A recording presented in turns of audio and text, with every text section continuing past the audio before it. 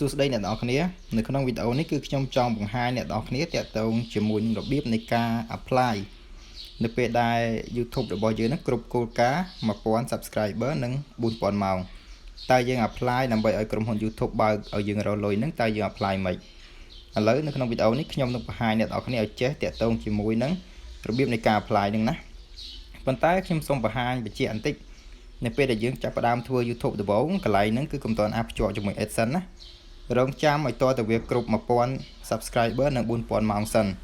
ចាំយើង apply ភ្ជាប់ជាមួយ Adsense បានវាឆាប់ approve ឲ្យយើងណាឥ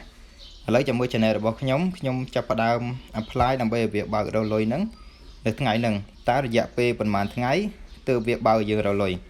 តើឥឡូវយើងចូលទៅទាំងអស់គ្នាតែម្ដងចាំដល់ចំណុចសំខាន់មួយចាំខ្ញុំបង្ហាញអ្នកនរគ្នាបន្ទាប់នឹងទៀតណាកុំឲ្យស្មុគស្មាញហើយកុំឲ្យខាត់ពេលវេលាយូរតើដំបូងយើងគ្រាន់តែចុចនៅលើពាក្យថា apply now នឹងមក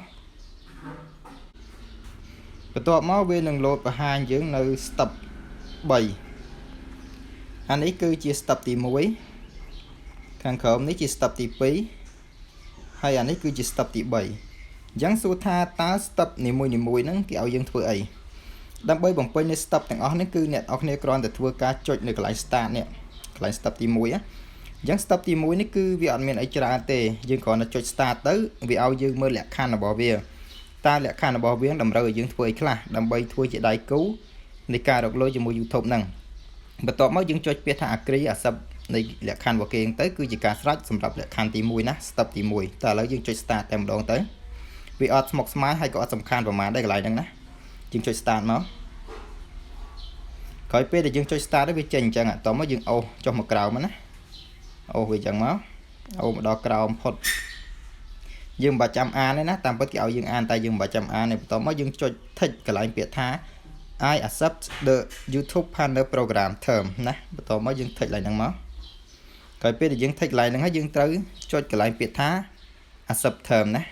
ចុចកន្លែងហ្នឹងមកបន្ទាប់មកវានឹងដំណើរការគេនេះតិចទៀតគឺដើរចប់លើហើយក្រោយវាដើរចប់កន្លែង step ទី1ហ្នឹងគឺវាលោតគ្រីសឲ្យយើងហើយគេណាគឺវាលោតបាត់អា step ទី1ហ្នឹងហើយវាចេញពាក្យថាដានណាអញ្ចឹង step ទី1គឺយើងបានបំពេញរួចរាល់ហើយតែ step ដែលសំខាន់បំផុតនោះគឺ step ទី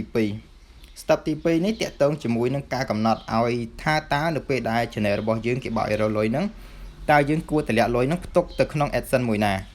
Adsense ហ្នឹងគឺជា account Gmail មួយតែយើងបង្កើតវាហើយយើង sign in ចូលទៅក្នុង Google Adsense ដើម្បីផ្ទុកលុយរបស់យើងក្នុងហ្នឹងវាមានលក្ខខណ្ឌឲ្យយើងបន្ទាប់ទៀតចាំដល់ពេលចូលកន្លែងហ្នឹងចាំខ្ញុំបង្ហាញណាអញ្ចឹងយើងគ្រាន់តែចុចពាក្យថា start នេះមកបន្ទាប់មកនៅកន្លែងនេះអ្នកទាំងអស់គ្នាចង់អានកន្លែងនេះក៏បានតែមិនបាច់ទេខ្ញុំសូមបញ្យល់យកតែម្ដងយើងចុចអាកន្លែងនេះកន្លែងត្រីកោណចុះមកក្រោមនេះក្រោយពេលដែលយើងចុចកន្លែងហ្នឹងហើយអ្នកនរគ្នានឹងឃើញជំរើស3ណាជំរើសទី1វាដាក់ថា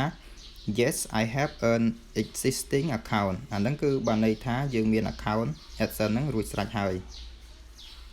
សម្រាប់អាកដាលនេះគឺវាដាក់ថា no I don't have an existing account អញ្ចឹងបានន័យថាអាហ្នឹងយើងអត់ទាន់មាន account Adsense ទេអញ្ចឹងវាតម្រូវឲ្យយើងបង្កើត account Adsense ថ្មី account Adsense ថ្មីហ្នឹងគឺយើងអាចបង្កើត Gmail ថ្មីមួយ account Gmail ថ្មីមួយបន្ទាប់មកយើង sign in ធ្វើជា account Adsense ហ្នឹងក៏បានឬក៏យើងប្រើ Gmail ដែលយើងបង្កើត account YouTube ហ្នឹងធ្វើជា account Adsense ហ្នឹងក៏បានដែរណាគឺវាអត់បញ្ហាទេហើយខាងក្រោមនេះ I don't know អញ្ចឹងបានន័យថាអាទាំងពីរខាងលើនេះក៏យើងអត់មានដែរបានន័យថាមានក៏យើងអត់ដឹងអត់មានក៏យើងអត់ដឹងដែរប៉ុន្តែធម្មតាគឺយើងមាននិងអត់មានហើយណាឥឡូវខ្ញុំដោយសារតែខ្ញុំមាន account Adsense មួយហើយអញ្ចឹងខ្ញុំសូមបញ្យល់អាកន្លែងខាងលើនេះបន្តិចអាកន្លែង yes I have an existing account ហ្នឹងគឺមានន័យថាបើសិនជាយើងមាន channel មួយហើយដែលយើងអាចរកលុយបានហើយបច្ចុប្បន្នហ្នឹងវាកំពុងតែទម្លាក់លុយចូលទៅក្នុង account Adsense ហ្នឹងហើយនៅពេលដែល account YouTube យើងមួយទៀតវាបើកឲ្យរកលុយហើយអញ្ចឹងយើងអាចយក account YouTube ហ្នឹងទៅភ្ជាប់ជាមួយនឹង Adsense ចាស់ដែលកំពុងតែមានលុយផ្ទុកក្នុងហ្នឹងណាយើងអាចភ្ជាប់ជាមួយគ្នាបានហើយđây បានយើងត្រូវធ្វើអញ្ចឹងគឺអត្ថប្រយោជន៍វាមានច្រើនណាស់ទី1យើងឲ្យ channel 2រកលុយបហូរលុយធ្លាក់ចូលទៅក្នុង Adsense តែមួយវាឆាប់បានបើកដោយសារតែលុយនៅក្នុង Adsense លុះត្រាតែ$100ឡើងទៅបានគេឲ្យយើងបើកបានគេទម្លាក់លេខកូដមកខំ$100ក៏យើងអាចបានបើកដែរ អញ្ចឹងឧទាហរណ៍ថាបើសិនជាយើងមាន account YouTube 2ដែលអាចរកលុយបានហើយយើងហែកវាទៅភ្ជាប់ជាមួយនឹង account Adsense 2ផ្សេងគ្នាអញ្ចឹងឧទាហរណ៍ថាក្នុងមួយខែ account YouTube មួយរកបាន$50អញ្ចឹង account YouTube ទាំងពីរហ្នឹងគឺចាប់ផ្ដើមហែកលុយនៅ account Adsense មួយទៀត50អាមួយ50អញ្ចឹងក្នុងមួយខែគឺយើងបានតែ50ទេថ្មីត្បិតតែសរុបចូលគ្នាបាន100ក៏ពិតមែនប៉ុន្តែដោយសារតែយើងហែកវាទៅក្នុង account Adsense 2អញ្ចឹងលុយវាត្រូវធ្លាក់ account YouTube មួយធ្លាក់ទៅក្នុង account Adsense មួយទៀតបាន50ហើយ account YouTube មួយទៀតធ្លាក់ទៅ account Adsense មួយទៀតបាន50អញ្ចឹងយើងអត់បានបើកទេក្នុងមួយខែហ្នឹងអញ្ចឹងគឺធ្វើឲ្យយើងខាតខែក្រោយមិនយើងបើកធ្វើត្បិតតែខែក្រោយយើងបើកបាន$200ក៏ពិតមែនប៉ុន្តែយើងបើក account 2ហើយ account ហ្នឹងគឺវាមិនឲ្យយើងដាក់អត្តសញ្ញាណប័ណ្ណតែមួយទេគឺតម្រូវឲ្យយើងដាក់អត្តសញ្ញាណប័ណ្ណផ្សេងមួយទៀតវាពិបាកអញ្ចឹងណាហើយមួយទៀតគឺវាតម្រូវឲ្យយើងនឹងធ្វើការបំពេញ PIN code ដែលត្រូវឲ្យយើងរងចាំ PIN code នឹងធ្លាក់តាមរយៈប្រៃសណីយ៍កម្ពុជាយើងហ្នឹងគឺវាផ្ញើពីប្រទេសគេមកហ្នឹងគឺវាយូរហើយអា PIN code ហ្នឹងតើតែលុយនៅក្នុង Adsense ហ្នឹងយ៉ាងតិចណា$10ឡើងទៅបានវាតម្លាក់ PIN code ឲ្យណាគឺធ្វើឲ្យយើងពិបាកក្នុងហ្នឹងឬក៏បើសិនជា PIN code នឹងអត់ធ្លាក់ទេវាតម្រូវឲ្យយើង verify ជាមួយនឹងអត្តសញ្ញាណប័ណ្ណគឺវាយូរអញ្ចឹងបើសិនជាយើងមាន account Adsense ដែលយើងបំពេញ PIN code ហើយយើងធ្លាប់បើកលុយម្ដងហើយយើងភ្ជាប់វាតែម្ដងទៅវាចំណេញណាវាចំណេញដោយសារតែ account YouTube 2ហើយលុយបានទាំងពីរតម្លាក់លុយក្នុងមួយខែវាសរុបចូលគ្នាឧទាហរណ៍ថា account មួយរកបាន50អញ្ចឹង account មួយទៀតរកបាន50អញ្ចឹងពីរ account វាបាន$100តែអញ្ចឹងអ្នកនរគ្នាប្រហែលជាយល់ណាថារបៀបនៃការភ្ជាប់ជាមួយនឹង account Adsense ថ្មីហើយនឹង account Adsense ដែលយើងមានស្រាប់ហ្នឹងគឺវាមានភាពខុសគ្នាមិនហើយវាមានសារៈសំខាន់មិនអាហ្នឹងគឺសម្រាប់អ្នកដែលគេមានណាប៉ុន្តែបើសិនជាយើងអត់មានគឺយើងយកអាកដាលនេះមកណាហើយយើងបង្កើត account Adsense ថ្មីហ្នឹងទៅប៉ុន្តែសម្រាប់អ្នកដែលគេមានហើយខ្ញុំសូមណែនាំមកយកខាងលើនេះមកណាដូចខ្ញុំមាន account Adsense ដែលអាចរកលុយបានផ្ទុកលុយពេលបច្ចុប្បន្នហ្នឹងខ្ញុំសូមយកខាងលើចុះណាយើងគ្រាន់តែចុចនៅលើហ្នឹងមកបន្តមកទៀតគឺយើងចុចយកពាក្យថា continue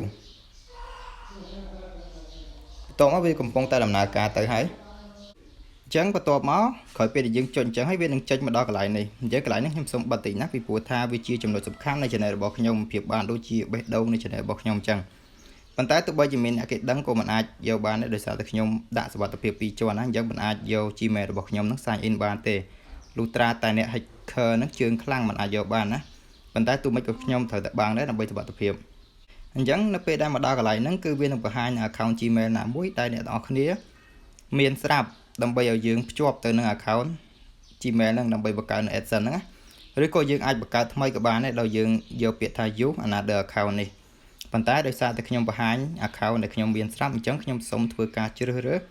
នៅ account Gmail ណាមួយនៅក្នុងកន្លែងនេះកន្លែងដែលខ្ញុំបិទហ្នឹងណាអញ្ចឹងខ្ញុំសូមជ្រើសរើសយក account នេះមួយអានេះថងកន្លែងហ្នឹងពេលដែលអ្នកនរគ្នាចុចចូលមកវាបង្ហាញណាតែដោយសារតែខ្ញុំបិទដើម្បីសុវត្ថិភាពនៃ account YouTube របស់ខ្ញុំណាអញ្ចឹងខ្ញុំសូមចុចជ្រើសរើសយក account ដែលខ្ញុំចង់បង្កើត Adsense ជាមួយនឹង Adsense ចាស់ហ្នឹងតែឥឡូវខ្ញុំសូមចុចចូលតែម្ដងបន្ទាប់មកវានឹងដំណើរការអញ្ចឹងណាយើងធ្វើការរងចាំតិចទៅបន្តមកទៀតអ្នកនរគ្នាគ្រាន់តែធ្វើការអូសចុះមកក្រោមណាតែប៉ុតនៅកន្លែងនេះកន្លែងហ្នឹងគឺវាមាន account Gmail មួយគឺជា account Adsense ដែលយើងមានស្រាប់ហ្នឹងគឺវាបង្ហាញកន្លែងហ្នឹងតែខ្ញុំសូមលាក់កន្លែងហ្នឹងណាបន្តមកអ្នកនរគ្នាអូសចុះមកក្រោមមកដើម្បីរកពាក្យថានេះ Accept Association ណាត្រង់កន្លែងហ្នឹងអ្នកនរគ្នាអាចមើលអក្សរនេះតិចទៅបន្តមកយើងគ្រាន់តែធ្វើការចុចកន្លែងពាក្យថា Accept Association នេះមកគឺជាការស្រេចអញ្ចឹងខ្ញុំសូមធ្វើការចុចនៅលើពាក្យហ្នឹងតែម្ដងទៅ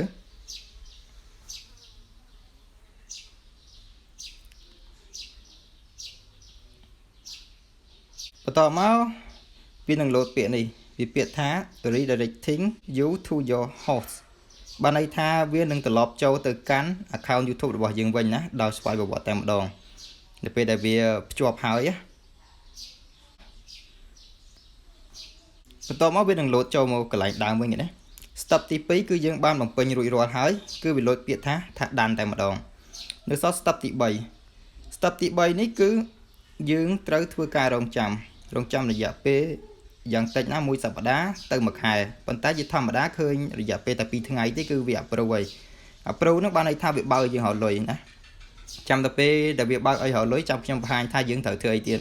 ប៉ុន្តែដល់ដំណាក់កាលហ្នឹងគឺយើងអត់ត្រូវធ្វើអីទៀតទេគឺយើងត្រូវរងចាំវាណាដំណាក់កាលទី3ហ្នឹង ដោយសារតែវាដាក់ថា get review បានន័យថាវាកំពុងតែត្រួតពិនិត្យមើល channel របស់យើងហ្នឹងតើជា channel ដែលយើងបង្កើតវីដេអូហ្នឹង original ដោយខ្លួនឯងឬក៏យើងយកវីដេអូពីគេយកមក upload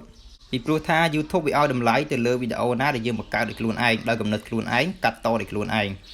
មិនយកវីដេអូរបស់គេមកកាត់តឆ្នៃទេណាអាហ្នឹងគឺតម្លៃ YouTube ដែលវាឲ្យមកលើវីដេអូរបស់យើងអញ្ចឹងយើងត្រូវធ្វើការរងចាំទៅរយៈពេលប្រហែលជា2ថ្ងៃឬក៏1សប្តាហ៍ទៅ1ខែគឺវានឹងផ្ញើសារជា Gmail ចូលមកក្នុង account Gmail របស់យើងហើយប្រាប់ថា Congratulations your channel has been approved to YouTube program ណាអាហ្នឹងគឺយើងត្រូវរងចាំណាអញ្ចឹងនៅក្នុងវីដេអូនេះគឺមានតែប៉ុណ្្នឹងខ្ញុំចង់ចែករំលែកដល់អ្នកនរគ្នាតាក់ទងជាមួយនឹងរបៀបនៃការ apply ដើម្បីឲ្យក្រុមហ៊ុន YouTube ហ្នឹងបើកឲ្យ channel របស់យើងហ្នឹងរកលុយហើយបន្តមកទៀតក្រោយពេលដែលវា approve ហើយយើងត្រូវធ្វើមកទៀតចាំយើងជួបគ្នានៅវីដេអូក្រោយអញ្ចឹងក្នុងវីដេអូនេះគឺខ្ញុំសូមអរគុណសូមជម្រាបលា